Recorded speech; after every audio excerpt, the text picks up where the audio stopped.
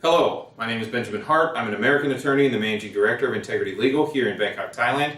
In this video, we're discussing USCIS. It kind of came to my attention that I had a lot of videos on this channel talking about immigration, and I didn't really explain what USCIS is. USCIS, the acronym stands for the United States Citizenship and Immigration Service. They are generally the repository of immigration petitions. So in the videos where we're discussing things like the K-1 visa, the CR-1 visa, the IR-1 visa, the K-3 visa, the E-2 visa, the EB-5 visa, the L-1 visa, any of these immigration benefits, any or all of these immigration benefits, are going to be adjudicated in a petition process which is undertaken by the United States Citizenship and Immigration Service.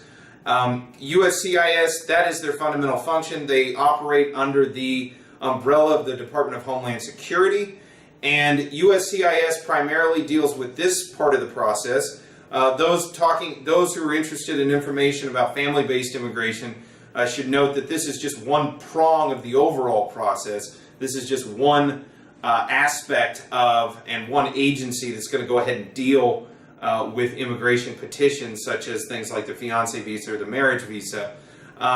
The other thing is with respect to things like adjustment of status. So those who enter the United States in, say, K-1 status and go ahead and wish to get a green card after getting married to a U.S. citizen, USCIS is going to deal with that. As far as the actual issuance of a visa to an individual overseas, that is going to be undertaken by officers with the Department of State at a U.S. embassy or U.S. consulate abroad. So really, USCIS doesn't exactly have anything to do with that specific function. But the underlying petition, which makes the visa application possible, is dealt with and adjudicated by the United States Citizenship and Immigration Service. They have various service centers around the country and these around the United States, and they do have a few field offices abroad.